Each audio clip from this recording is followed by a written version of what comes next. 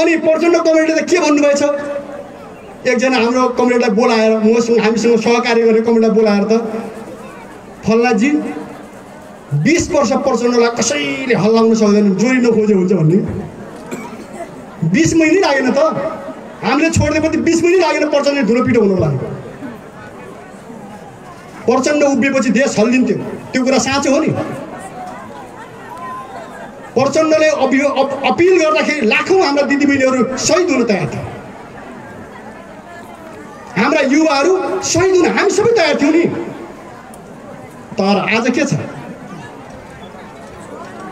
आज प्रचण्डजी कहाँ पुग्नु भएको छ अस्ति त भन्दै हुनुहुन्थ्यो माधव नेपाल नभए त मलाई कमान्डोले लिएर हिँड्ने जोगी भइसक्यो भन्नु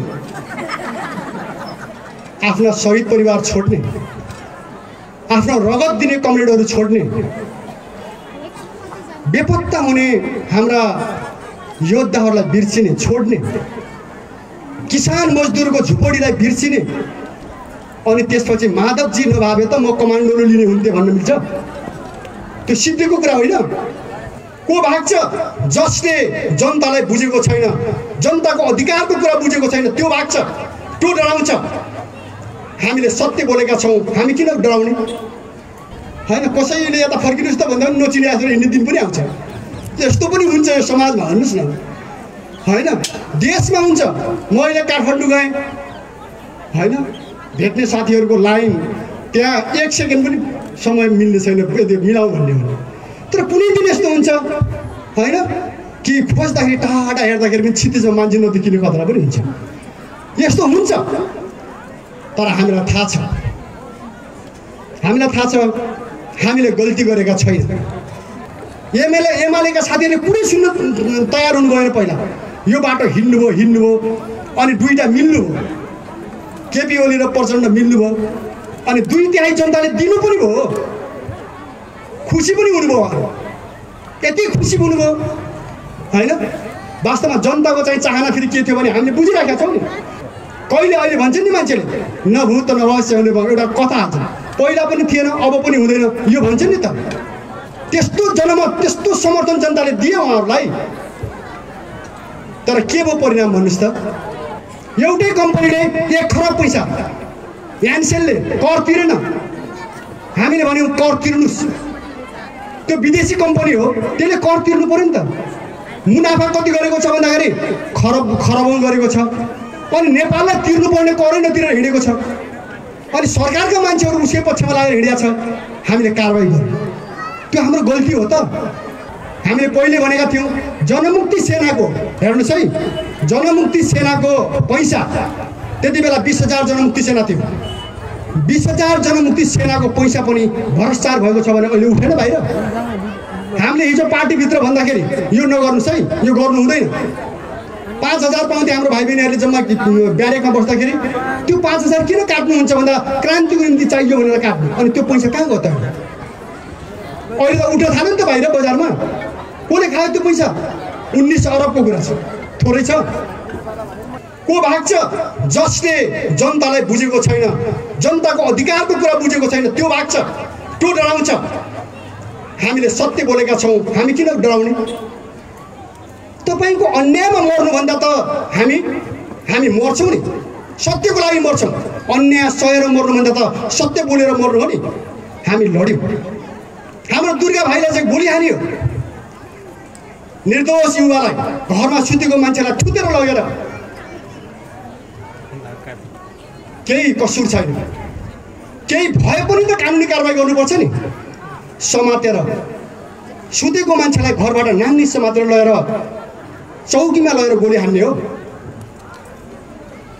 त्यो गोली हान्ने मान्छे बहादुर हो अथवा समातेको एउटा युवा भाइलाई लगेर समातेर गोली हान्ने मान्छे चाहिँ त्यो राज्य बहादुर हो हामीले भन्यौं राज्य आजबाट सिद्धिन्छ जुन दिन दुर्गा भाइलाई निर्दोष मान्छेलाई लगेर गोली हान्यो नि हामीले ठान्यौं यो राज्य हाँछ यो राज्य पञ्चायत जति पनि टिक्दैन यो राज्य हिजोको राजाहरू जति पनि टिक्दैन हामीले त्यो भनेका थियौं यो गाउँभरि तपाईको छापा मारियो देशभरि छापा मारियो आतंक मच्चाइयो पछि एउटा सूत्र जन्माइयो अरे तौलियो हवामा काठमाडौँमा हैन।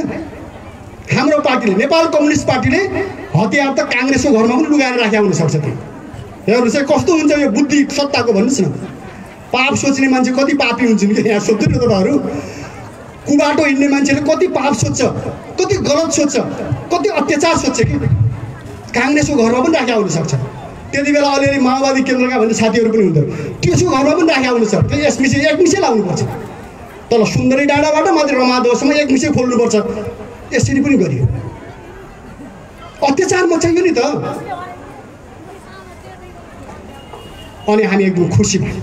तपाईँहरू यहाँ लड्नुभयो, सिँगै देशले प्रशंसा पनि गर्यो, यहाँका महिला दिदीबहिनीहरूको सम्मान पनि गर्यो र हामीले पनि भन्यौँ हाम्रो शरीर जुरु पनि भयो कि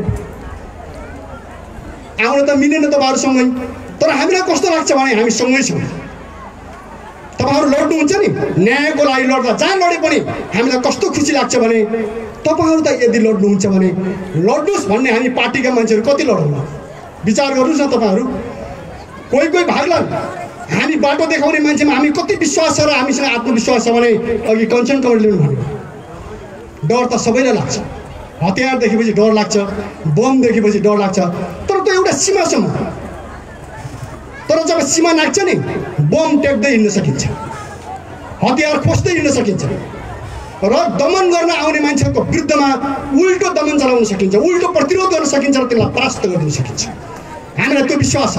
त्यो विश्वास भएर नै हामी लडेको। तपाईँहरूले जब यहाँ लड्नुभयो नि, देश तपाईँहरूको पक्षमा उभियो नि, मानव अधिकारवादीहरू बोले, पत्रकारहरू बोल्नुभयो, मलाई लाग्छ प्रहरी प्रशासनभित्र पनि पुरा भयो। सबै मान्छे एउटै हुन्न नि, आदेश दिने मान्छेहरू, त्यहाँ पनि छलफल चल्यो। त्यसैले हामीले के भनेका छौँ भने न्यायको पक्षमा कहिले पनि हामी दब्नु हुँदैन। मेरो 94 वर्ष पुगेको आमा हुनुहुन्छ, सायद तपाईँहरूलाई लाग्दो होगा गाउँमा यहीँ हामी सबै छौँ।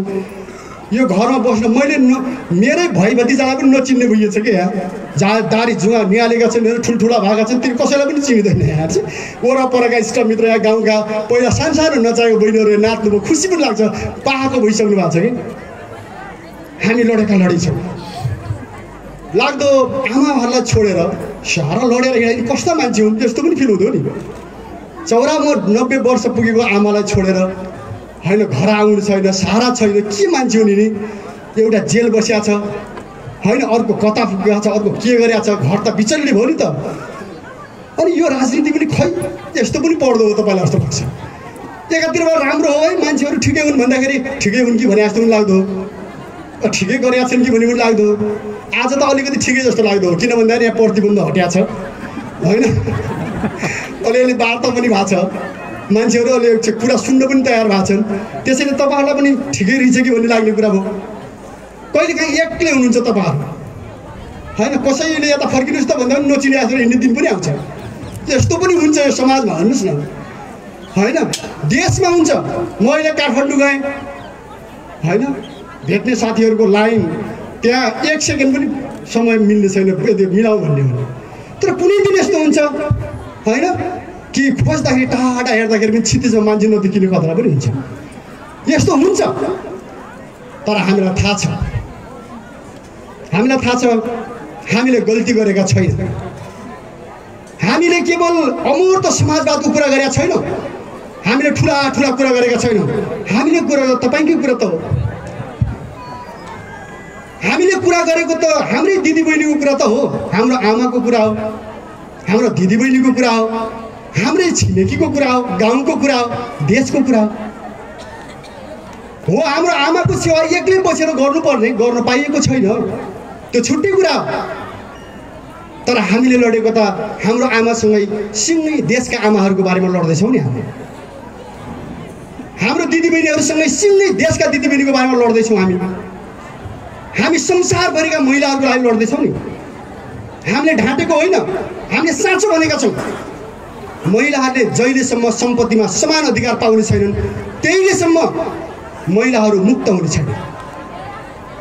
अहिले तपाईँले सुन्नुभएको छ ठेकेदार यहाँ आउनु पनि भयो होला, ठेकेदार साहबको चाउहरू यहाँ के छ मलाई थाहा छैन, तर कैयौँ ठाउँमा के छ, उही काम गर्ने पुरुषले दिनमा 1000 रुपियाँ पाउँछ, उही काम गर्ने दिदीबहिनीले 600 रुपियाँ पाउँछ।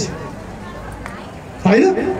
उही काम गर्ने पुरुषले 800 रुपियाँ पाउँछ, उही काम गर्ने दिदीबहिनीहरूले 500 रुपियाँ पाउँछ। के हो यो? कामको हिसाबले हेर्नुभयो भने इमान्दारीपूर्वक फुरु गर्ने बिचरा हाम्रै दिदीबहिनीहरू। बरु पुरुष त यताउता गर्छ, एकछिन पर एकछिन हो र पिछा गरेर जान्छ, टोइलेट जान्छ, उहाँ के अलिअलि काटिहाल्छ। लागेको काम खुरु गर्ने इमान्दारीपूर्वक गर्ने दिदीबहिनीहरू नै छन्, तर उनीहरूले समान अवसर पाउँदैन। नेपालको राज्यमा प्रहरी र सेनामा अहिले मात्रै भर्ती सुरु भएको छ। जब माओवादीले 40% सेना बनायो नि जनमुक्ति सेनामा, अब सिके त भन्नु भएन होइन, राज्यले मान्दैन होला, तिमीले सिकाउने हामीलाई भन्नु होइन, ठिकै छ। तर त्यसपछि हो नि त भर्ती भयो। अहिले त म यहीँ देख्छु प्रहरी भाइ बहिनीहरू पनि देख्छु कि म ड्रेसमा, खुसी लाग्छ। तर तपाईँले कुरा बुझ्नु भएको होला होइन? सेनामा पनि बहिनीहरू हुनुहुन्छ, नौजवान बहिनीहरू हुनुहुन्छ। कसले सिकायो बन्दुक पड्काउनु? हाम्रो गाउँमा त पहिला कस्तो थियो, महिलाले बन्दुक हान्यो भने होइन गाई बाख्राहरू रुखो चढ्छन् भन्ने थियो, समाज बौलाउँछ, यस्तो गर्नु हुँदैन भन्ने थियो। बन्दुक त छुने कुरै थिएन नि त, त्यस्तो जमाना थियो। हामीले जनयुद्ध लड्दाखेरि हाम्रा बहिनीहरूले दनादन होइन एसएलआर पड्काउन थालेपछि, दनादन एलएमजी हान्न थालेपछि साधुगा होइन कथा छ। मैले अन्तमा नि भनेको छु, एउटा हाम्रो स्क्वाड बनायौँ, महिलाहरूको पहिला सेना बनायौँ। सेना बनाएपछि के गर्ने त भन्दाखेरि धेरै दिदीबहिनीहरूलाई जम्मा पार्ने, स्वाहिनी भन्दै जम्मा पार्दै गर्ने बुढो थियो एउटा, ठिकैको हेर्नुहोस्। अनि त्यसलाई कारवाही गर्नुपर्छ भन्ने महिलाहरूले ल्यायो, लोभ लालच देखाउने, घर ल्याइहाल्ने कि। अनि हाम्रो स्क्वाडका बहिनीहरू जानुभएछ राइफल बोकेर, 7 जनाको हाम्रो एउटा पल्टन होइन, त्यति बेला फटा भन्यो त जाली फटाहरू जानुभयो। उनी बसेका राम्रो खाइलाई पाएका होइन, मोटा घाटा बुढा राम्रै। अनि गएपछि त बहिनीहरू गएपछि टेरे पो बहिनीहरूले भन्नुभएछ, दाइ तपाईँले यस्तो किन गर्नुहुन्छ? अब नगर्नु होला भन्दाखेरि त सुरुमा त बुढाले जिस्काएर के भनेछ भने तिमी मध्येमा एउटी पनि यहाँ बस्यो हुन्छ भन्ने खालको कुरा गरेर यस्तो हुन्छ के हेर्नुहोस् है, जिस्काएर। अनि बहिनीहरू त एउटा आवेगमा गएको थियो नि। अनि सामान्य कुटपिट गर्दा पताइन भनेर कि बुढाले, मैले पताइनँ। जब बहिनीहरूले बन्दुकको कुन्दाले बेसरी ठोक्नु भने अहिले त पताएँ भनेर कि। अब त महिला पनि लड्ने भएछन्। मैले भन्नु खोजेको कुरा के हो भने यस्तो छ समाज, आज पनि यही छ नेपालमा, कैयौँ क्षेत्रमा असमानता छ। अहिले तपाईँले हेर्नुहोस् त विदेशमा नेपालबाट प्लेनमा त उडाएको छ, इन्डियाबाट पनि लगेकै छ। अनि अहिले हुँदा त कहाँ पुर्याइन्छ भन्नुहुन्छ भने यहाँबाट नागाल्यान्ड, मणिपुर, बर्मा यतापट्टिबाट छिराएर मान्छे बेचिन्छ भन्नु। यस्तो छ नेपालको हालत। त्यसैले दिदीबहिनीहरू, यो अत्याचारको विरुद्धमा हामी लडिरहेका छौँ। हाम्रो पार्टी लडेको हामी मान्छेको लागि होइन नि, हामी केवल पार्टीका मान्छेको लागि होइन, केवल नेताहरूको कुरा होइन। यो लडाइँ के हो भने तपाईँ दिदीबहिनीहरूकै अधिकारसँग, हाम्रा नयाँ आउँदै गरेका नयाँ पिँढीका नानी बाबुहरूको लागि यो लडाइँ हो। त्यही कुरा किसानको लागि हो, त्यही कुरा मजदुरको, विद्यार्थी सबैको लागि हो। त्यसैले हामीले के भनेका छौँ भने न्यायको लागि सङ्घर्ष गर्न डराउनु हुँदैन। न्याय धेरै शक्तिशाली हतियार हो भन्न त केपीजीले भन्नु ठिकै लाग्छ। अस्ति एकचोटि केपी ओलीले भाषण गर्नुभयो प्रचण्डहरूसँग झगडा गर्दा, उहाँले के भन्नुभएछ भने होइन सत्यसँग लड्दैन, शक्तिसँग झुक्दैन भन्नुभयो। कुरा त ठिक हो, सत्यसँग चाहिँ म लड्दिनँ, शक्तिसँग झुक्दैन त भन्नुभयो, त्यो कुरा सही हो। तर सत्य के हो? हुन त अहिले त फेरि सत्य यो पनि भयो, मान्नुभयो, त्यसैले यसलाई पनि भन्न सकिन्छ हामी सबै मिल्यौँ भन्नुहोस् न। तर हाम्रो पार्टीमाथि प्रतिबन्ध के थियो? त्यो सत्य थियो। हाम्रो पार्टीका समर्थक जनताहरूको घर घरमा छापा मार्ने कुरा सही थियो, सत्य थियो, त्यो न्याय थियो। त्यो हाम्रा दिदीबहिनीहरूलाई समात्न आउने कुरा त्यो सत्य थियो। नभएको आरोप लगाएर गोली हान्ने कुरा सत्य थियो। कुमार पौडेललाई तपाईँले सुन्नुभयो, अहिले त सरकारले पनि कुमार पौडेललाई गोली हान्ने मान्छेलाई कारवाही गर्यो। कुमार पौडेल हाम्रो पार्टीको सर्लाहीको इन्चार्ज हो, उहाँ तपाईँको आफ्नो काम गरेर बाटोमा हिँडिराखेका मान्छेलाई समातेर त्यो पनि पत्रकार साथीहरूले एक्सपोज गरिदिनु भयो, बाहिर ल्याइदिनु भयो। राम्रो कुरा हो। बाटो हिँडिराखेको मान्छेलाई समातेर मास्क खोल्न लगाएर चिनेर अनि कन्सर्टमा गोली हान्न मिल्छ? को हो भन्ने पत्ता लगाएर बाटो ढुकेर समातेर गोली हानेर मार्न मिल्छ त? अनि त्यो सत्य हो? हाम्रा दिदीबहिनी, हाम्रो तपाईँले सुन्नुभयो, हाम्रो कमरेड बन्धु चन्द 1 वर्षभन्दा बढी हिरासतमा बसेर थुप्रै जेलहरू सरेर आउनुभयो। हाम्रो भिरकोटी अहिले यहाँ चाहिँ उद्घोषक हुनुहुन्छ, उहाँलाई बेपत्ता बनायो। पछि उहाँलाई चाहिँ विभिन्न मुद्दा लाएर हैरान पार्यो। यहाँ थुप्रै बहिनीहरू हुनुहुन्छ, अहिले देशमा थुप्रै बहिनीहरूको नाममा मुद्दा छ, समातिको चाहिँ यो झोज चलिराखेको छ। यो सत्य हो के? यो तपाईँको चाहिँ न्यायको निम्ति कुरा उठाउँदाखेरि गरिएको दमन होइन त? त्यसैले हाम्रो आग्रह के छ दिदीबहिनीहरू भने, तपाईँहरू जसरी लड्नु भएको छ नआत्तिनुहोस्। हामीले गल्ती सिकाउँदा पनि सिकाउँदैन, यो हाम्रो प्रतिबद्धता हो। मैले घरमा सधैँ भन्ने गर्थेँ, पहिला युवा हुँदाखेरि हामी गल्ती गर्ने छैनौँ, हामी कुनै गलत कार्यमा लागेका छैनौँ। यहाँ हामीले हैरान बागस फोडिदिएर ताला फोडेर हैरान हामीले क्लब खोल्यौँ। हामीले सबै युवालाई भन्यौँ जाँड खानु हुँदैन, जडिया बन्नु हुँदैन। हामीले सबैलाई भन्यौँ तास खेल्नु हुँदैन। हामीले सबैलाई भन्यौँ दिदीबहिनीहरूलाई जिस्काउनु हुँदैन। हामीले भन्यौँ राम्रो कार्यक्रमहरू गर्नुपर्छ, विकास गर्नुपर्छ, होइन? तब हामीले यो पनि भन्यौँ न्यायको निम्ति लड्नुपर्छ, सुकुम्बासीहरूको निम्ति लड्नुपर्छ, भोकानाङ्गाको लागि लड्नुपर्छ, जनताको लागि लड्नुपर्छ। हामीले त्यो भन्यौँ नि। के हामीले कहिले तपाईँहरूलाई अर्को बाटो देखायौँ? हाम्रा साथीहरू हुनुहुन्छ यहाँ, बिहान चुरबहादुर भाइसँग पनि भेट भयो। यहाँ कहानी चाहिँ तपाईँलाई सुनाउ, रमाइला कथा छन् यही गाउँका भन्यो, होइन? अहिले उतापट्टिबाट अध्यक्ष हुनुभएको छ, केही छैन, उहाँहरूसँग फेरि आइहाल्नुहुन्छ, पछि हामी समय हुने भइहाल्छ। जसले सही गर्छ घुमी घुमी त्यही आउनुपर्छ के? हाम्रो बुढी आमाहरूले भन्ने गर्नुहुन्छ, सत्यको धन हुन्छ, 9 डाँडा काटेर पनि फर्केर आउँछ अरे के? यस्तो हुन्छ यो। तपाईँले गल्ती गर्नुहुन्न, राम्रो बाटो समात्नुभयो भने त्यही सफल हुन्छ, तर एकछिनको लागि होइन। यहाँ अघि हाम्रो चाहिँ महिला कमिटीले भन्नुभयो, एकछिन भाषण गर्नको लागि भनेको कुरा होइन। हामीले लगातार के भनेका छौँ भने राम्रो गर्नुपर्छ, हाम्रो घरलाई राम्रो बनाउनुपर्छ, हाम्रो गाउँलाई राम्रो बनाउनुपर्छ, हाम्रो समाजलाई राम्रो बनाउनुपर्छ, सबैलाई एउटा न्याय दिनुपर्छ। हामी जानुपर्छ, हामीले यो भनेको। तर हामीलाई दमन किन त? फेरि हामी जनयुद्धमा जाँदाखेरि पनि के हाम्रो कुरा मात्रै गरेका थियौँ त? हामीले नेपाली किसान, मजदुर, महिला, युवा युवती सबैले न्याय पाउनुपर्छ, त्यसकै लागि हामी लड्यौँ नि त। कहिले हामीले आफ्नो सुख सुविधा भनेर बस्यौँ त? भनेनौँ नि हामीले। जनयुद्ध भयो, तपाईँले यति शास्ति पाउनुभयो यहाँ, त्यो हामीलाई त यही गाउँबाट मात्रै कतिजना भने कि 8 जना होइन, शिवगढीबाट मात्रै हाम्रो 8 जना कमरेडहरू शहीद हुनुहुन्छ, भाइ बहिनीहरू 10 जना। हामीसँग यही तपाईँको यही ग्राउन्डहरूमा खेल खेलेको होइन, सँगै हामीसँग सांस्कृतिक कार्यक्रममा हिँडेको नाचेको भाइ बहिनीहरू शहीद हुनुभयो, जेल पर्नुभयो। कति गाह्रो भयो भन्नुहोस् त? अहिले शहीद परिवार यहाँ हुनुहुन्छ, यही गाउँमा पनि कस्तो दुःख लाग्छ हामीलाई भन्नुहोस् न। हामीले त्यो गुमाएर लड्यौँ। बिरजङ म्याग्दीमा घाइते हुनुभयो यहाँको बिरजङ, ठुलो मान्छे बोक्नै सकेन छन् भाइहरू। हेर्नुहोस् हाम्रो जेलमा हुनुहुन्छ नि, त्यत्रो मान्छे घाइते भएपछि साँप्रो छेडेर उतापट्टि गइहालेछ उसले, ठुलो बमले। अनि त एक्लै हिँड्दै रहेछ क्या, लोखा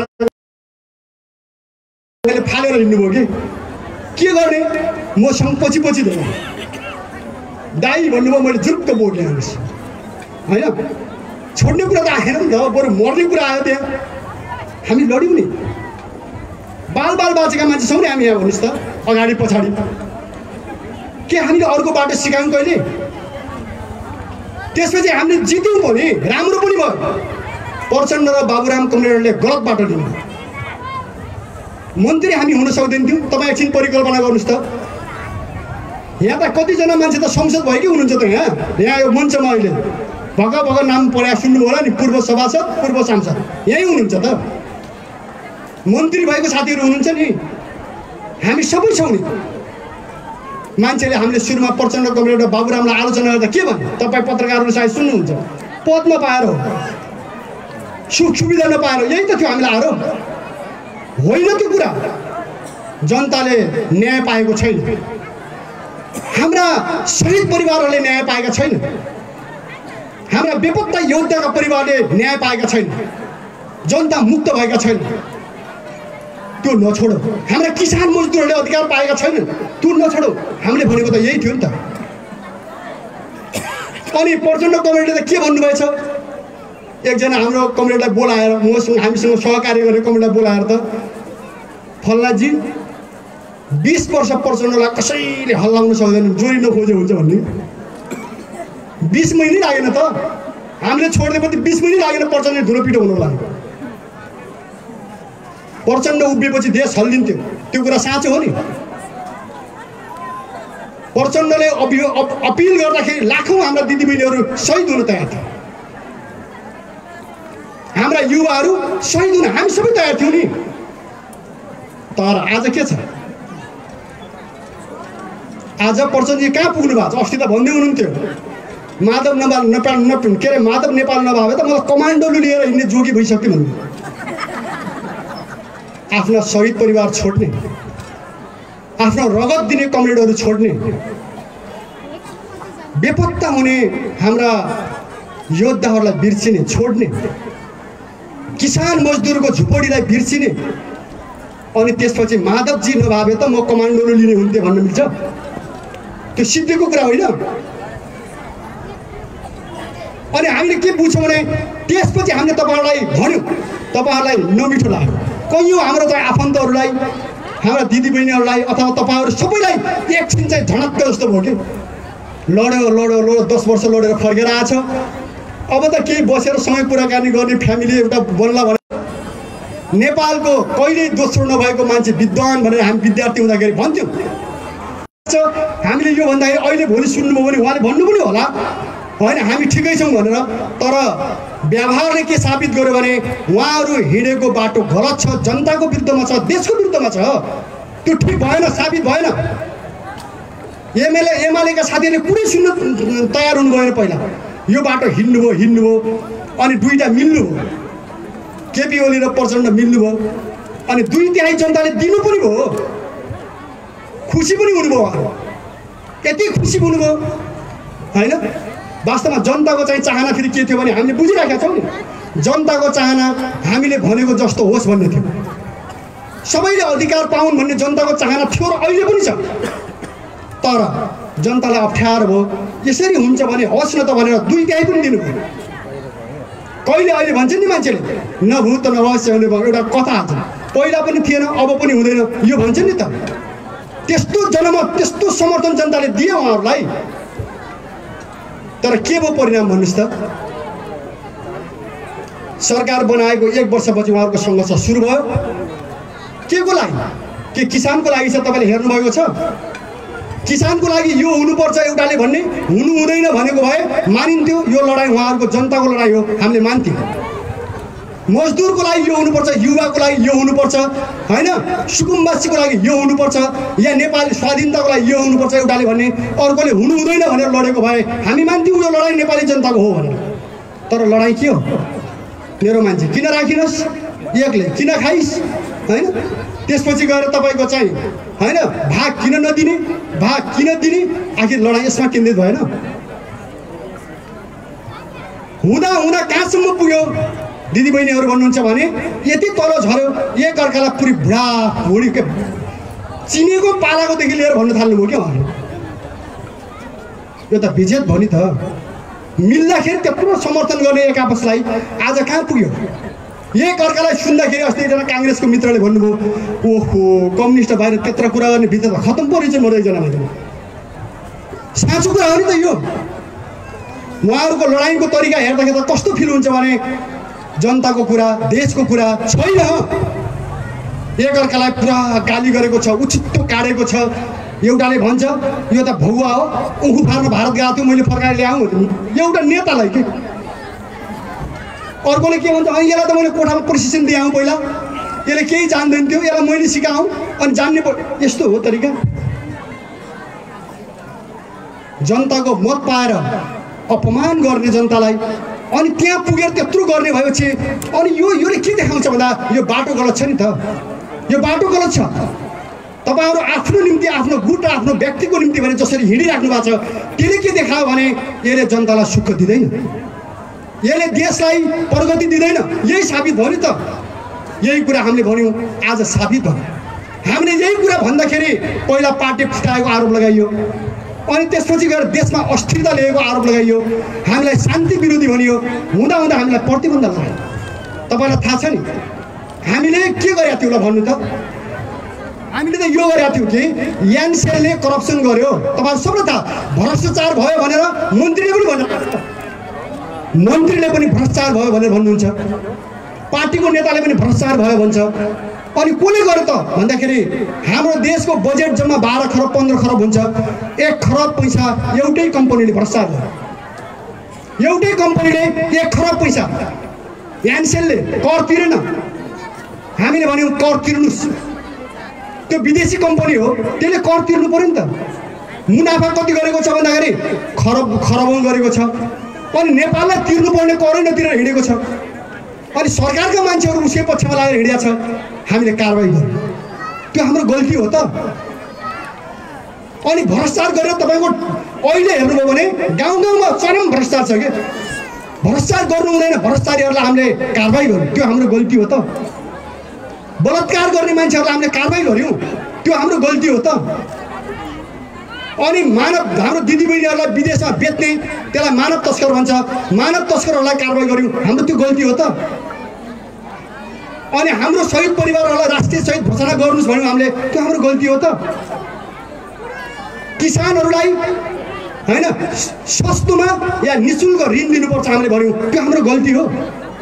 मजदुरहरूलाई सत्तामा अधिकार दिनुपर्छ भन्यौं, त्यो हाम्रो गल्ती हो।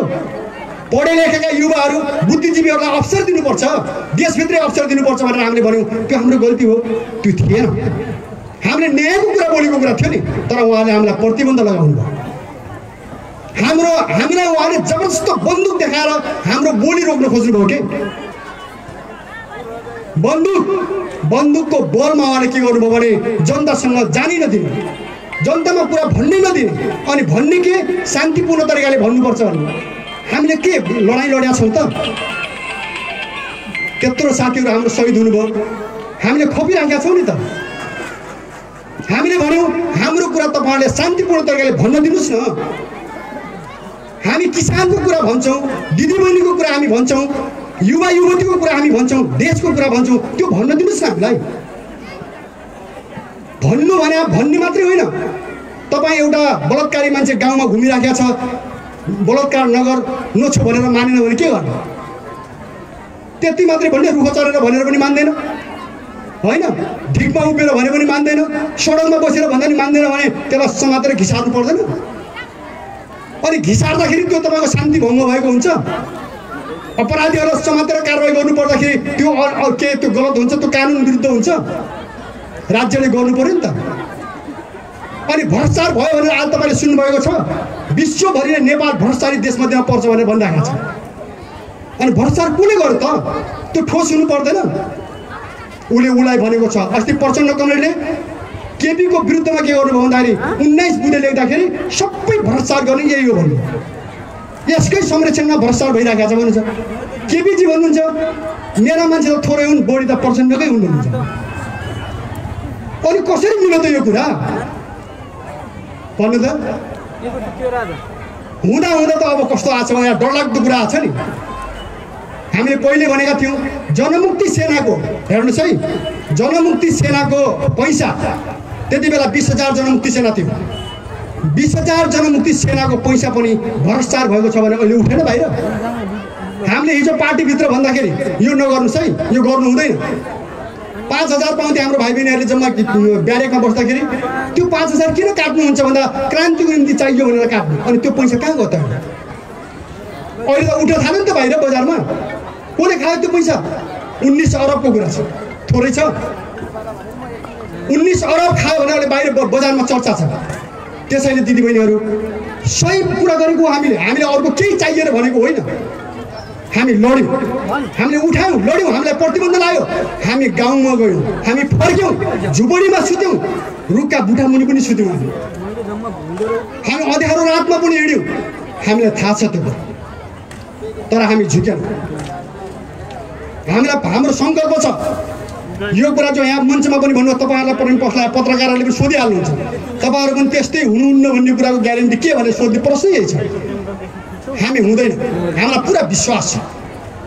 हाम्रो मुटुमा 10 वर्ष लडाइँको हामीसँग चाहिँ एउटा के छ, प्रतिबद्धता छ हामीसँग, हामीले बिर्सेका छैनौँ।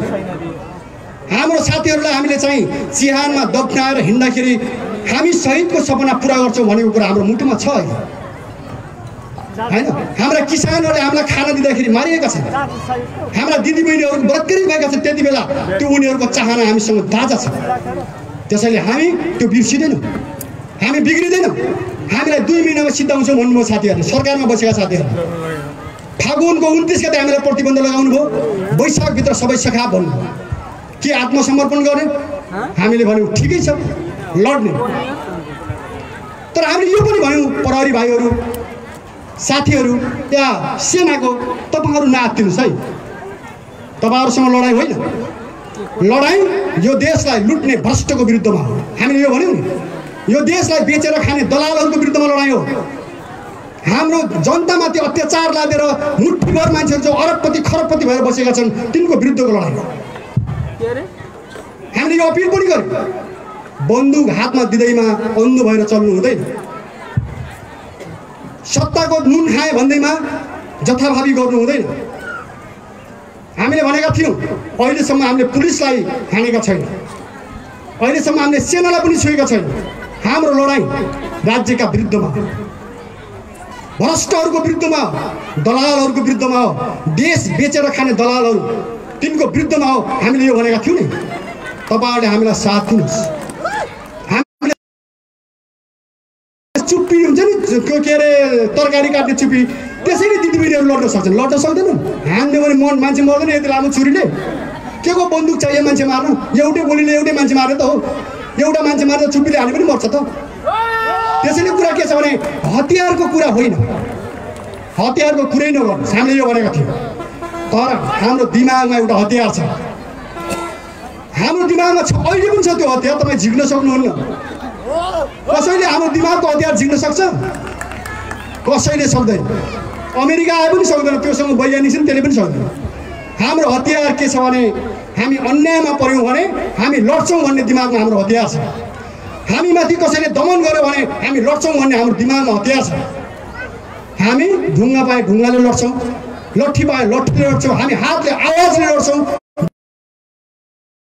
बन्दुक त अमेरिकामा बन्या हो, तर च्याङ्कै सेकले भ्रमण किनेर यही घरै ल्याइदिएको छ त के गर्नु, पड्काउनै पर्यो भने जस्तो कुरा हो। अहिले साँचो कुरा हो, एक दिन यस्तो समय आउँछ उल्टिन्छ त दुनियाँ। नेपाल आर्मीमा मान्छे छैनन्, के बन्दुक मात्रै छन् त्यहाँ? प्रहरीमा के मान्छे छैनन् त्यहाँ, बन्दुक मात्रै छन्? मान्छे छन् त्यहाँ। मान्छेले के कुरा बुझ्छ भने सधैँ दमन गर्नु ठिक होइन भन्ने कुरा बुझ्छ। हामीले भनेका छौँ ठिक छ, हाम्रो यो कञ्चन कमरेडले पनि भन्यो, हामीले न्यायपूर्ण कुरा गर्दाखेरि तपाईँको बन्दुकले मार्न उचित ठान्छ भने ठिक छ, तर तपाईँले पश्चाताप गर्नुपर्छ। एक दिन यस्तो समय आउँछ प्रहरी सेना आज विपत्तिमा छ, हामीले देखेका छौँ। अस्ति पूर्णचन्द्र थापाले एउटा स्पिच गर्नुभयो चिफ साहबले, उहाँले के भन्नुभयो भने सेना छोडेर विदेश नजानुस्। 6000 नेपाल आर्मीको युवाहरू आफ्नो जागिरी छोडेर दुबई र अरबमा गएको छ। उहाँले भन्नुभयो नेपाल आर्मी छोडेर त्यहाँ नजानुस्। प्रहरीमा 5000 खाली छ, अहिले 100 जना इन्सपेक्टर छ। राज्यले भनेको छ प्रहरी छोडेर विदेश नजानुस्। रहरले जान्छ मान्छे विदेश, आर्मी छोडेर प्रहरी छोडेर कोही विदेश जान्छ? हामीले पनि भनेका छौँ हाम्रा युवाहरू विदेश नजानुस्। तर त्यो भनेर मात्रै हुन्छ? जब राज्यले नेपालमा रोजगारी दिँदैन, जागिरी दिँदैन, शिक्षा दिँदैन, स्वास्थ्य दिँदैन, रक्षा दिँदैन, सुरक्षा दिँदैन, को बस्छ? कि त लड्ने मान्छे बस्नु पर्यो, सामान्य मान्छे त फेर्दैन नि त। त्यसैले के हो दिदीबहिनीहरू भने हामीले भनेको कुरा के हो भने हामीले गल्ती बाटो हिँडेको होइन, हामी न्यायको बाटो हिँडेको हो। अहिले पनि हामी त्यही बाटो हिँडेका छौँ। अहिले पनि हामीले के भनेका छौँ भने हाम्रो बाटो नै सही बाटो हो, तपाईँ यही बाटोमा आउनुहोस्। अहिले हुँदै हुँदै आउँदा उहाँलाई हार्नुभयो, म यो भन्दिनँ। नेपाल सरकार हामीसँग हारेर फर्क्यो, यो कुरा सत्य होइन, यो होइन। तर सत्य कुरा यो चाहिँ हो, हाम्रो पार्टीमाथि प्रतिबन्ध लगाउनु गलत छ भनेर नेपाल आर्मीले पनि भनेको हुनुपर्छ, नेपाल प्रहरीले पनि भनेकै हुनुपर्छ, कर्मचारीले पनि भनेको छ हैन। शहीद परिवारले भनेकै छ, गाउँ गाउँमा शहीद परिवारले यो कुरा भनेका छन्, किसानहरूले यो कुरा भनेका छन्। सानो बच्चाले पनि हामी बसेको ठाउँ देखाएन नि त, देखायो नत्र हामी सबै पढिसक्थ्यौँ नि। स्कुलमा गएर पुलिसहरूले सोध्नुभयो, यहीँकाले पनि सोध्नु होला, अरूले पनि सोध्नुभयो, यस्ता ड्रेस लाएर आउँछ नि भनेर सोध्नु, आउँदैन अङ्कलहरू कोही पनि आउँदैन भन्नु। हामीले के गरेका छौँ र हामीलाई देखाउने होइन। सानसाना स्कुले भाइ बहिनीहरूलाई फकाए, यो गाउँमा यस्ता मान्छे आउँछन् कि बसेका छन् कि छैन भन्नु। देशभरि भने नि किन भन्छन् त, किन माया गर्छन् दिदीबहिनीहरूले? अहिले पनि हामीलाई चाहिँ माया गरेर जङ्गल जङ्गल पुर्याइदिनु हो नि त, दमन हुँदाखेरि किन गरेको? पुरा बाटा छिकेर बस्नुपर्ने। यहाँ शिवगढीमा आउँदा पहिले माथिबाट रम्मादेवीले गङ्गटे हुँदै पर जौबराजसँग बाटा कुरेर किन बस्नु पर्यो? जनतामा विश्वास छैन नि त राज्यलाई। राज्य त के छ भन्नुहुन्छ भने जनता त उतै छन् भन्ने छ कि, जनता भित्रभित्रै उतै छन्। अब त बाटो सेक्नुपर्छ भने हाम्रो सोचाइ छैन। हाम्रो देशलाई स्वाधीन बनाऊ, हाम्रा जनतालाई सुखी बनाऊ, हाम्रा जनतालाई अधिकार पाएको जनता बनाऊ, ताकि हाम्रा छोराछोरीहरू हैन, हाम्रा नानी बाबुहरूले अबको भविष्यमा दुःख नपाउन्। हाम्रो त त्यो छ नि त, घर छोडेर विदेशमा गएर लास आउने स्थिति नबनोस्। मैले यही पनि सुने, यही आफन्तको हाम्रा नातागोताको पनि दुबईबाट मलेसियाबाट लास आइरहेको छ, गाउँ गाउँमा लास आइराखेको छ। भर्खरको युवा युवती विदेश पठाएको छ, मरेर फर्किएको छ। तब हामीले त्यो सुनेर दुःख लाग्छ नि त। यहाँ हामीसँगै बसेको भए केही हुँदैन थियो कि। तर कहियो तपाईँ दिदीबहिनीलाई के लाग्छ भने दाइहरूसँग पठाए त भोलि मरिहाल्छ भने जस्तो लाग्छ, कहिले कहिले लाग्दैन। हामीसँग पठाउनु सबैलाई, हामी कसरी बाँचेका छौँ नि, सबै हामीसँग पठाउनु भने सबै बाँची झन् बलियो हुन्छ। त्यो भरम हो। हाम्रा दिदीबहिनीहरू आमाहरूलाई नि यो पार्टीमा लागेपछि भोलि नै खत्तम भइहाल्छ, हुँदैन त्यो। मैले भनेको छु, डक्टर पढेको मान्छे पनि यो पार्टीमा लाग्नुपर्छ, इन्जिनियर पढेको पनि यहाँ लाग्नुपर्छ, वैज्ञानिक पनि यहाँ लाग्नुपर्छ हैन। हाम्रा युवा युवतीहरू सबै यहाँ लाग्नुपर्छ, छोरी नातिनीहरू सबै यहाँ लाग्नुपर्छ। यहाँ यो बाटो लाग्ने भनेको त स्वच्छ राम्रो सुन्दर बाटो हो हैन। तपाईँ हामी हेर्छौँ नि अहिले हाम्रो पार्टीले भनेको छ तास नखेल्नुहोस्। गाउँमा युवाहरू अहिले कस्तो ड्रगिस्टको एउटा समस्या आएको छ भन्नुहुन्छ भने हामीले एउटा नारा नै लेखेका छौँ भित्ता भित्तामा। हामीले अभियानै चलाउने, लागु पदार्थ खानेलाई होइन, अहिले बेच्नेलाई कारवाही गर्नुपर्ने छ कि। जसले लागु पदार्थ भारतबाट लिएर यहाँ घर घरमा पुर्याउँछ नि, त्यसलाई भेटेपछि हामीले जिउँदै त्यसलाई आकाशतिर पुर्याइदिने विचार गरेको छ। त्यो लागु पदार्थ बेच्नेलाई के त्यसलाई छुट दिनु हुँदैन। उहाँ विदेशतिरको तपाईँको चाहिँ के अरे भन्नुहुन्छ भने लागु पदार्थ नामै नसुने लागु पदार्थ के चिने खुवायो त ठिकै ठिकै थियो, नचिनेको परपरबाट लिएर खुवाउने हो हामीलाई। हाम्रा छोरा युवा पढिराखेका भर्खर 9 क्लास 10 क्लास बिचरा मुखमा च्यापिया छ, दिनभरि झुम्मेर चाहिँ लट्ठेर बसिया छ मान्छे, न घर आउँछ न बन जान्छ, पुरा तपाईँको बिहा गरेर बसिरहेको छ कि। त्यस्तो बनाउने हो हाम्रो युवाहरूलाई। कसले ल्याउँछ त्यो? के त्यो हाम्रा दिदीबहिनी ल्याएछन्? के हाम्रा आमाहरूले लिएर आएछन् त्यो लागु पदार्थ? के हाम्रा किसान मजदुरले लिएर आएछन्? सबै ल्याउने त दलाल व्यापारीहरू हो नि त। पैसाको लागि हाम्रा युवाहरूलाई त्यसमा हामीले के भनेको छौँ भने अलिअलि हात यो राज्यका मान्छेको पनि छ कि युवा भोला लागु पदार्थ खुवाएर झुम्म पारेर पल्टाइदिएर सरकार त चल्यो नि त। लड्ने मान्छे उतापट्टि लागु पदार्थ खाएर 24 घण्टा लट्ठेपछि को लड्छ? आनन्द मान्ने जस्तो कि बुद्धि नभएपछि त्यस्तोको बाटो आउँछ हेर्नुहोस्, पक्रे जस्तो गर्ने छोड्ने यस्तो हुन्छ। हामीले भनेका छौँ हाम्रो हाम्रो हाम्रो युवा सङ्गठनमा लागेकोलाई जाँड खायो भने निष्कास, नो चान्स। हामीले यो गरेका छौँ। जाँड खाएर गडबडी खानै हुन्न यस्तो होइन, तर खायो भने त्यसलाई निष्कासन हुन्छ। किन हामीले देख्यौँ नि त, जाँडले राम्रो गरेन के। हामी बसिराखेको गाउँमा पनि के छ भन्नुहुन्छ भने कैयौँ बेला जनताले छोड्दैछ। अब अन्नभरि कुहाएर रक्सी बनाएपछि भोगै बस्दैन मान्छे। 8 मुरी मकै फलाएको छ, 8 मुरी घैँटामा हालेको छ। त्यो के काम भयो त न पेट भर्छ न के हुन्छ अनि परिवार दुब्लाएर यस्तो टट्टु भइसक्यो आफू चाहिँ झुम्मिया छ त्यो गर्नु हुँदैन दिदीबहिनीहरू घैँटा फोर्नुहोस् मेरो त के छ भने एकचोटि घैँटा फोर्नु न त तपाईँहरू अन्याय हुनेवाला छ हेर्नुहोस् घर घर कुट्नु पुरा खानुहुन्छ तपाईँहरू फोरेर फालिदिनुहोस् त्यो पुरै जाँड रक्सी हुन्छ नि त्यसलाई गर्नु हुँदैन त्यो म यहाँ युवा विद्यार्थीहरू आउनु भएको छ अलिअलि खानुभयो होला खाए पनि बिस्तारै छोड्नुहोस् एकचोटि नसक्यो भने त्यो ठिक होइन कि त्यो तपाईँ हामीलाई सिद्धाउने खेल छ त्यहाँ 24 घण्टा रक्सी खाएपछि के हुन्छ मान्छे पैसाको पैसा गयो ज्यानको ज्यान गयो परिवार बिग्रियो समाज बिग्रियो खत्तम हुँदैन त्यो गर्नु हुँदैन लागु पदार्थ खानु हुँदैन त्यसैले के छ दिदीबहिनीहरू भने यो लडाइँ हो नि त हाम्रो त राज्यलाई सायद यो ज्ञान भयो अहिले छलफल चलेको छ उहाँले फुटबल वार्ता गरौँ हामी गयौँ छलफल चल्यो होइन 3 पटक 4 पटक छलफल चलेको थियो पहिला त उहाँले गर्नु पुरै थिएन हामीले त हेर्नुहोस् हाम्रो त पिउसा जस्तो मान्नुहुन्थ्यो कि तर झिँगा भात त पाउँछौँ नि हामी त्यस्तो मान्नुहुन्थ्यो उहाँहरू त के आउँछ यो भने त त्यो थियो कुरा बिस्तारै त्यो जनता राज्य अगाडि बढेपछि कहाँ पुग्यो अहिले प्रतिबन्ध गलत थियो तर हामीले यो पनि भन्यौँ तपाईँहरू प्रतिबन्ध हटाउनुहोस् हामी बन्दुक बोक्ने भने हिँडा होइन नि बन्दुकै चाहिन्छ यो भने होइन हामीले भनेको एउटा मात्रै हो तपाईँले बन्दुकद्वारा न्याय थिच्छु भन्नुभयो भने तपाईँले बन्दुकद्वारा होइन सत्य कुरालाई दबाइदिन्छु भन्नुभयो भने तपाईँले बन्दुकद्वारा जनतालाई छेक्छु भन्नुभयो भने तपाईँले बन्दुकद्वारा असल बाटो रोक्छु भन्नुभयो भने हामी आवाजले तोड्छौँ तोड्न मान्नु भएन भने बन्दुकद्वारा तोडिदिन्छौँ हामीले भनेकै त हो आज पनि भन्छु म यो कुरा यदि जनताको कुरालाई बन्दुकद्वारा दबाउन खोज्यो भने फेरि लड्छौँ नि हामी कहाँ छोड्छौँ त्यो कुरा त हामीले भन्यौँ नि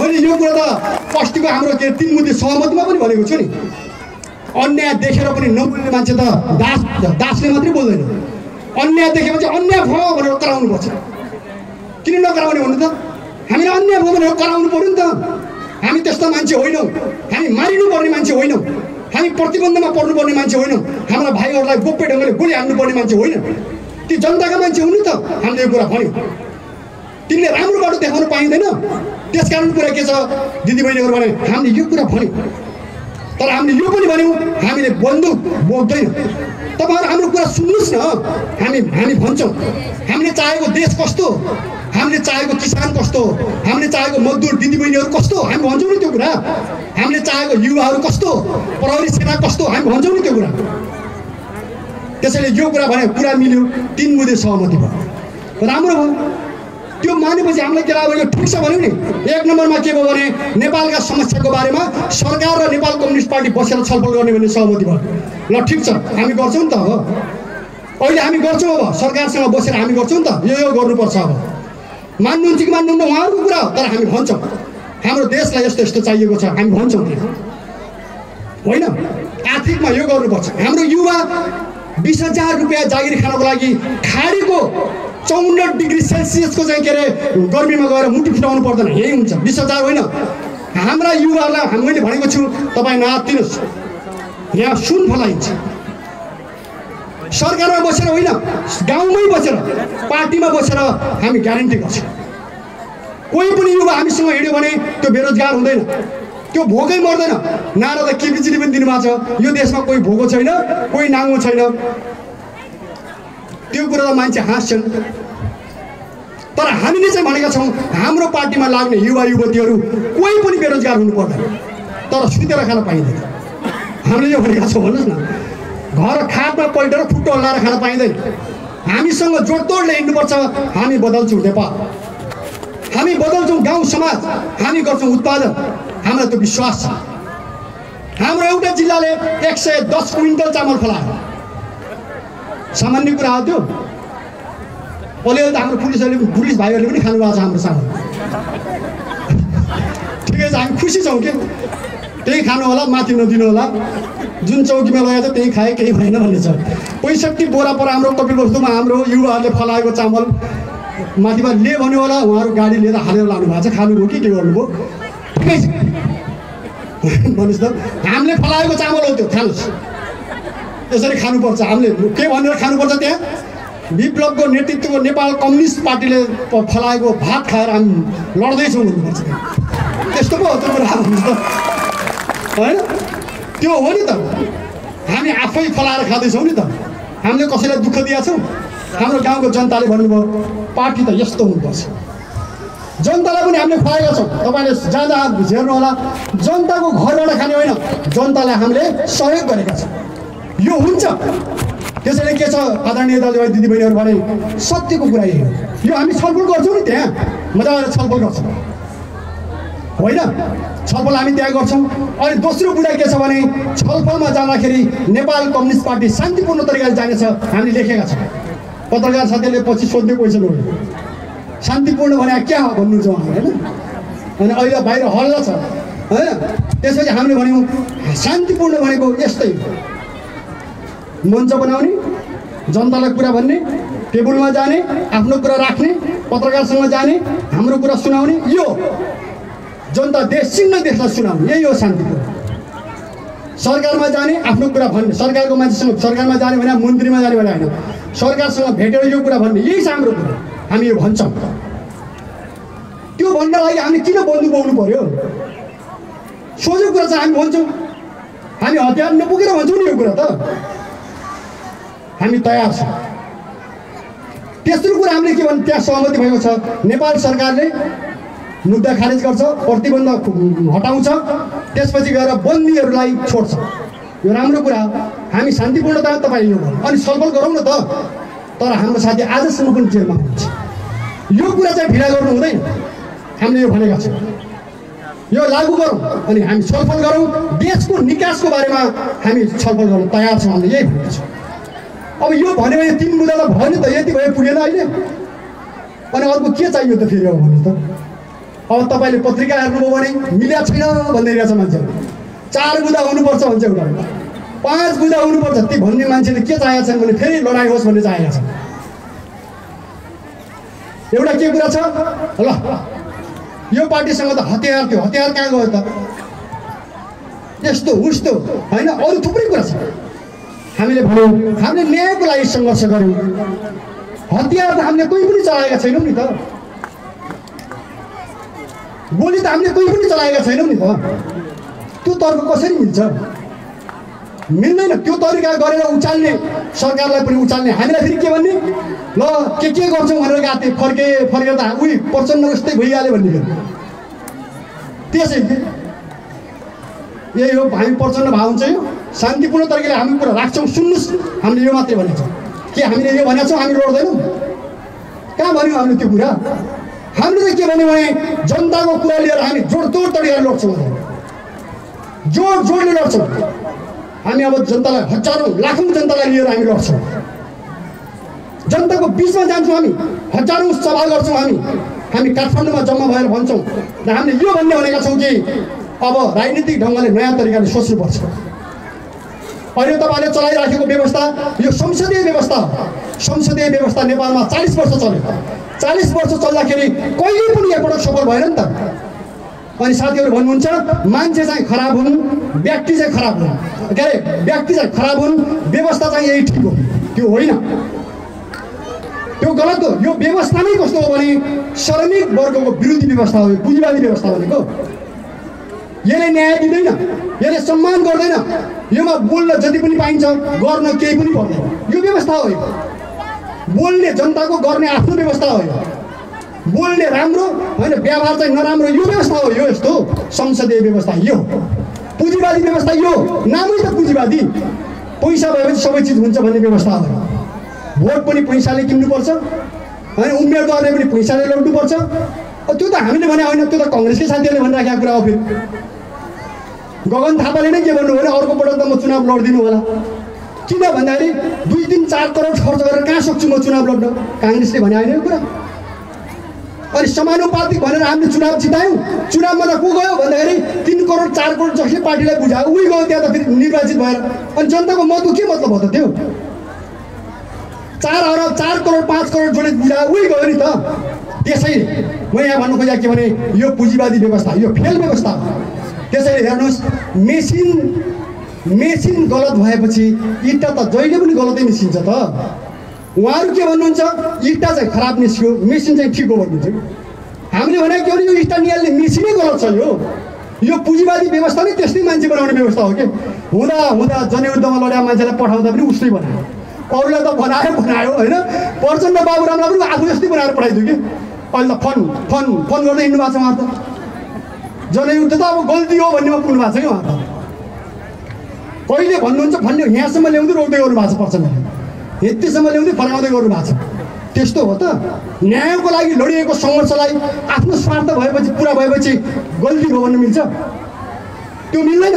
त्यसकारण आदरणीय जनसमुदायहरू कुरा के छ भन्नुहुन्छ भने होइन, हामीले भनेका छौँ यो व्यवस्थालाई फेर्ने अधिकार जनतालाई दिनुपर्छ।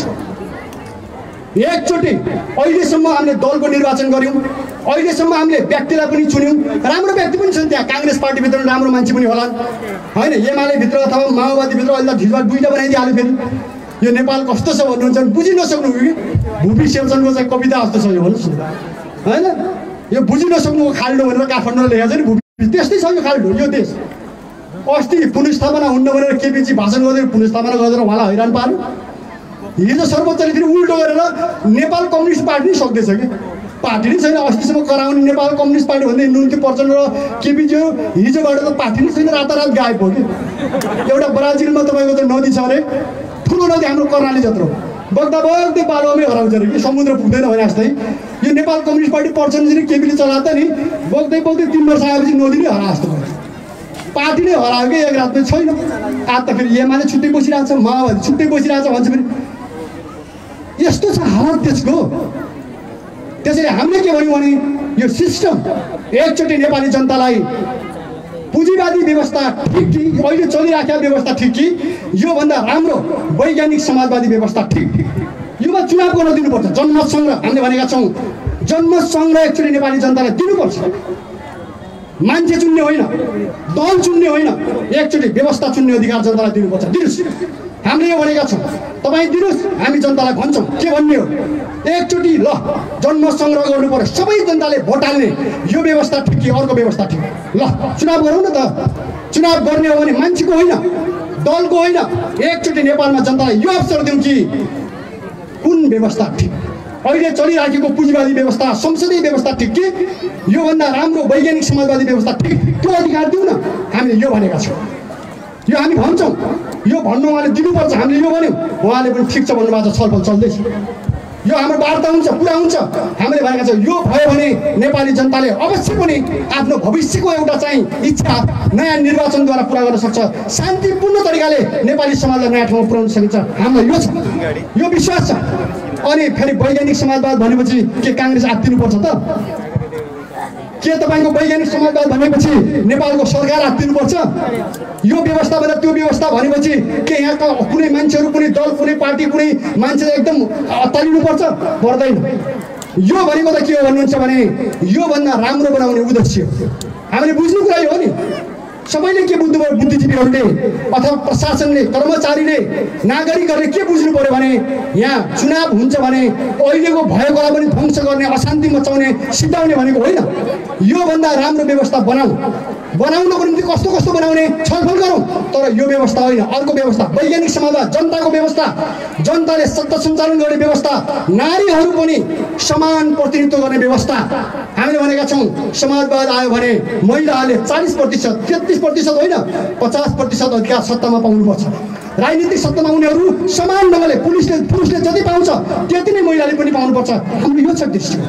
हामी नीति ल्याउँछौँ, कार्यक्रम ल्याउँछौँ, ल यो गर, यही बहस छ। त्यसैले योमा छलफल राज्यसँग हुन्छ। यो भयो भने नेपाल शान्तिपूर्ण तरिकाले नयाँ ठाउँमा पुग्छ, हाम्रो यो विश्वास छ। के जनताले तपाईँ हामीले यही व्यवस्था रोज्छौँ त? यसले त देशले त डुबायो नि त। पार्टीले भने पनि जेले भने पनि अन्त त के भयो त भन्दाखेरि व्यवस्थाले त जनताले दुःख पायो नि त, देशले दुःख पायो नि। त्यसैले हामीले के भनेको छौँ भने यो बहस एकचोटि गरौँ, बहस गरेर नयाँ ठाउँमा देशलाई लैजाउँ, त्यो निम्ति हाम्रो पार्टी तयार छ। यही कुरा हामीले भनेका छौँ आदरणीय जनसमुदायहरू। तसर्थ यो जो सहमति भएको छ अहिले हाम्रो, यो कुनै ठुलो सम्झौता भयङ्कर ठुलो होइन। अहिले सरकार र हाम्रो पार्टीको बिचमा चाहिँ एउटा सहमति भएको छ। यो सहमति अग्रगामी सहमति हो। यो सहमति जनताको पक्षमा गरिएको सहमति हो। यो सहमति देशमा शान्ति, स्थिरता, परिवर्तन ल्याउनको लागि गरिएको सहमति हो। हाम्रो चाहना त्यो छ। र यो सहमतिभित्र हाम्रो के छ भने शहीदलाई बिर्सिने, बेपत्ता योद्धाहरूलाई बिर्सिने, या बलिदान गर्ने जनतालाई बिर्सिने, या दिदीबहिनीहरूलाई चाहिँ प्रयोग गर्ने छोडिदिने यो होइन। दलहरूसँग नेपाली काङ्ग्रेस हैन प्रचण्डजी बाबुरामजी मधेसका साथीहरू सबैसँग छलफल गरेर इभन देशभक्तहरूसँग पनि छलफल गरेर देशलाई नयाँ ठाउँमा पुर्याउनु पर्छ भन्नेसँग यो सहमति जोडिएको छ। त्यसकारण यो सहमतिले आजको नेपालमा अरू कुनै पनि नोक्सान नेपालको अग्रगामी रूपान्तरण अग्रगामी परिवर्तनको लागि चाहिँ हामी अगाडि बढ्छौँ। त्योमा सारा जनताले एक ढिक्का भएर मेहनत गर्नुपर्छ, गोल बन्द गरेर लिएर जानुपर्छ भन्ने हाम्रो दृष्टिकोण छ।